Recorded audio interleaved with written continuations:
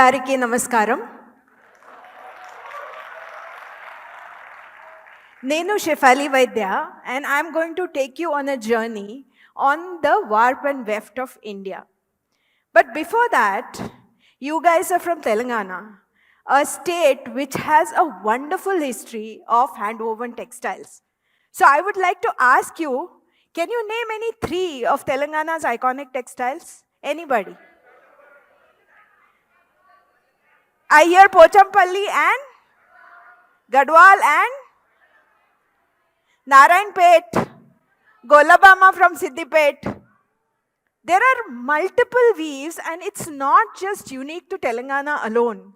You take any state of India and you will find that every state has its own iconic weaves.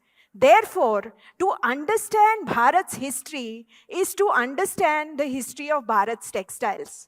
Because the history of Bharat's textiles closely mirrors the history of Bharat. Just as Bharat was once prosperous, just as because of that prosperity, Bharat attracted invaders and plunderers, and Bharat went through a very rough period of destruction and plunder, and now Bharat is slowly reclaiming its space in the sun. Bharat is reclaiming its position as Vishwaguru. Just like that, the history of Indian textiles follows a similar track. Let's go on this journey. I was 10 years old when I saw this beautiful painting. It is in the cave number 1 of Ajanta. This is, of course, a restored photograph. But when you stand in front of the painting, as I stood as a 10-year-old, and I gazed in that dim, diffused light of the cave and looked at the Buddha's serene face, he is the Padmapani Bodhisattva, and I looked at his Kativastra, at the cloth that he was wearing around his waist, and I saw this beautiful pattern, this beautiful checkerboard pattern in white, black, and red. And it fascinated me. I did not know it then, but it was one defining memory of my life that basically started my fascination with India's textiles. Years later, when I visited a weaving cluster in a place called Barpalli, which is near Sambalpur in Odisha, and I visited the house of Kalabati and Bhagwana Meher, and I saw them weave the exact same pattern in the exact same colors. Today, after COVID, we talk a lot about work from home. We talk a lot about home office. We talk a lot about work-life balance. But I could see it at work in this small house in a small village in Odisha. Both the husband and wife were national award-winning weavers, and they were continuing their work inside their home. The loom was in the living room. There was a grandchild playing nearby. The grandmother was working and looking after the grandchild. The grandfather was weaving, and he was going in and out, meeting people, going to the market, getting some stuff, come. And all this was going on in a very harmonious manner. It was like meditation, seeing them both work.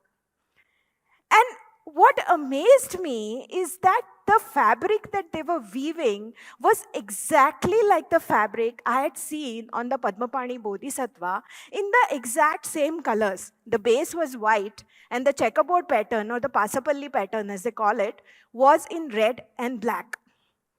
2,000 years almost separated the Padmapani Buddha and the cloth that was being woven in 2014 or 2015 in this small village in Odisha. So much has happened in those 2,000 years. So many kingdoms came, so many kingdoms went. So many invaders came to India. There was so much of destruction happening. There were so many disruptions happening. But this traditional knowledge was passed on from father to son, from mother to daughter, and it had continued unbroken. And these were the unbroken strands of tradition that really fascinated me. Long before the Buddha was born, long before any of our epics were composed, long before the birth of Christianity and Islam, we had a civilization in India that not only knew how to cultivate cotton and flax, they knew how to spin yarns from it, They knew how to color those yarns, they knew how to weave those yarns into textiles, and they knew how to decorate those textiles using motifs. How do we know that? Because while we did excavations in the Sindhu Saraswati civilization sites of Harappa and Mohenjo-daro, which are now in today's Pakistan, and also in Rakhigadi, which is in today's India, we have found strands of cotton yarn, and we have found many tools like spindles, like loom weights, like whorls, which are used in weaving. So we know that the Sindhu civilization era people knew all of these things.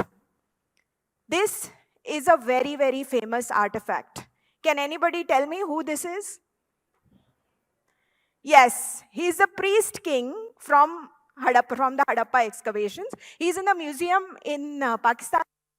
But if you see what he's wearing around his upper torso, his uttariya, you will see that he's wearing a shawl which is decorated with a trefoil pattern. That pattern you still see in block prints all over India today. And that pattern, we don't know whether it was woven or embroidered or block printed, but we know that that pattern still exists almost in all states of India where textiles are woven. This is the murti, terracotta murti of the mother goddess, and you can see that she is wearing the kativastra, the same kativastra that you have seen on the Padmapani Bodhisattva. And that kativastra also shows that not only did our people knew how to weave, they also knew how to fashion garments from those textiles. This is the famous Darganj Yakshi, where you can see that the fashion has progressed so much that now people were draping very stylistic drapes, and the clothing had developed from the uttariya, that is the covering the top part of the torso, to the bottom part of the torso, which is known as the antariya, where you can see it's very stylistically, very beautifully draped. And there was something known as a kaya bandha, which you can see here. It is a belt that was used to hold the lower garment together. And that is tied in a very beautiful way. Today we talk a lot about draped garments, but our people knew many different ways of draping the garments. This is a painting from Ajanta, a recreation of it. And if you look very carefully in this dates back almost to 2nd century CE. And if you look back into this, you see that many of the fabric styles and the weaves that are in existence today in India are exhibited here. The lady who is dancing, her sleeves have bandhani work, which you can still see in Gujarat and Rajasthan. If you see the skirts of the women around, you will see that they are wearing different kinds of ikats. The kinds of ikats that are still woven today in Pochampalli, still woven today as Telia Rumals, still woven today in Gujarat, still woven today in Odisha. The same pattern, the same fabric, similar styles. Then we come to was during the Sindhu Saraswati civilization. During the Vedic era, even though we don't find any actual artifacts, the literature abounds in terms related to weaving. Terms like sutra, meaning thread, terms like tantra, which is the actual act of weaving a cloth, terms like prabandha, terms like guna, are all terms which are now used to describe very, very complex philosophical concepts. Like tantra is a philosophy, but tantra is also the technique of weaving. So intertwined weaving was with our philosophy and our religion that you cannot take one out of the other. Even today, when there is a marriage being fixed between a boy and a girl, what does the girl or the boy get as a gift? What's the first thing they get? They get a new article of clothing, right? They either get a sari or a dhoti or something, because that is a part and parcel of our culture, of our philosophy, the respect for hand-woven textiles. When we do puja, when we do Shodashopachara puja, even in our homes, when we do Ganapati puja, when we do Varalakshmi puja, one of the important upacharas that we offer to the god and goddess is actually the offering of vastram. We don't sometimes we offer a full proper sari or a dhoti, or sometimes we just offer a little bit of cotton vastram as a representation. That is because cotton or karpas is very much a part and parcel of our tradition. So much so that the Roman word for cotton, korbasino, came from karpas, which was the Sanskrit word. Weaving as a profession, weaving as an art, weaving as a craft was so popular and was such a prestigious profession in India that when Kautilya wrote his Arthashastra, he wrote that weavers should have autonomous guilds. And even if the king has to buy some cloth, he cannot just go to a weaver's house and demand. He has to offer certain niceties. There is got to be a certain to be followed. The weaver has to be given proper gifts, and only then the king can ask for the cloth. There was respect. There was money, of course, but there was a lot of respect for the weaver's craft, and that is something that was unique to India. With the advent of Islamic invasions, that changed. Because what the Islamic invasions did was that they destroyed the autonomy of the weavers' guilds. Weavers became daily wage workers. They started working for a yajman, or they started working for one person who would establish a workshop. It could be a nobleman, it could be a royal household, it could be somebody, or it could just be a businessman. And all the weavers would exclusively work for that one yajman, and they would do only patterns that they suggested, and they were not given the freedom to sell or weave whatever they wanted. So that was a big setback. But having said that, because the Islamic invaders and the Islamic kings and the noblemen, they were also very fond of good clothing, the weavers were never short of money. In fact, there were new design interventions. Because of the Islamic aversion to animal motifs, the motifs in the textiles became more floral, became more geometric, became more abstract. There were invention of textiles like mashru and himru, which was silk on the outside and cotton on the inside because of certain spiritual regulations that the Islamic rulers wanted.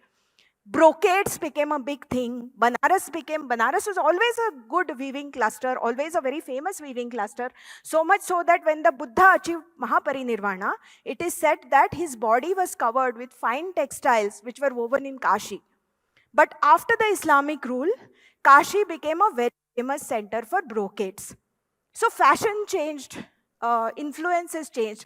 And as you can see in this Mughal painting, how they wore different kinds of clothing and how the fashion changed. But the weavers still were very rich, and they were still respected as skilled workers, even though they did not have the autonomy. Megasthenes, who had come as an ambassador to Chandragupta Maurya's court, he had written that people of India, they wear brightly colored robes which are embroidered in gold, and they are wrought of finest muslin. How different is it from today's Indian wedding? You see women wearing brightly colored saris, right, which have a lot of jari work and which are made of very fine cotton and silk. And Megasthenes wrote this in almost 2000 years ago. The more things change, the more they remain the same. It is this beauty of continuity that is the story of India's weaves. So here you can see, this is a British engraving of a weaver working on a pit loom, which is the most basic kind of loom found even today in India. And this is a contemporary picture. And as you can see, the pit loom and even the way the weaver is dressed is pretty much the same as I've shown you in the lithograph. And pit looms like this exist in all parts of the country even today. So what happened? Why were our weavers who enjoyed so much of prestige, who enjoyed so much of economic power, who made such fine textiles in silk, in cotton, in wool, in wild silk, how did they get, poor, sad little weaver story? What happened? The British rule happened. So till about 16th century, India was still producing the finest textiles in the world. So much so that the Portuguese travelers and the European travelers that came to India up till the 16th century have mentioned that everywhere they went, they met noblemen and elite of those countries, whether it's Southeast Asia, whether it's Europe, whether it's the Roman civilization, and they were finest cloth or the finest textiles that were woven by Indian weavers. They were so much in demand, the Indian textiles, that there's a Roman historian called Pliny the Elder who has written in the 1st century CE that the Roman women are so crazy about textiles that are made in India that all the money of Rome is going to India and Rome is becoming poorer. Sounds familiar? In the 70s and 80s, all the Indians used to hanker for foreign-made cloth, imported jeans, imported saris. This was the position that India was in one point of time, where everybody said we want cloth or we want textiles that were woven in India. So till about 17th century, India exported 300 lakh meters of cloth to Europe.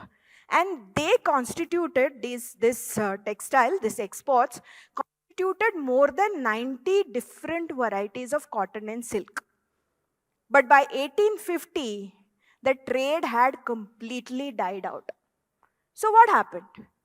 What happened was what we studied in history books.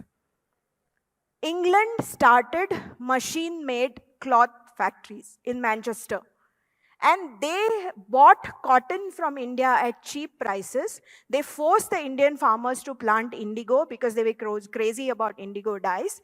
They copied Indian designs and they started replicating them on machines at a much cheaper rate, obviously, in England. And they started dumping those goods at an amazingly cheap rate in India and in the rest of the world.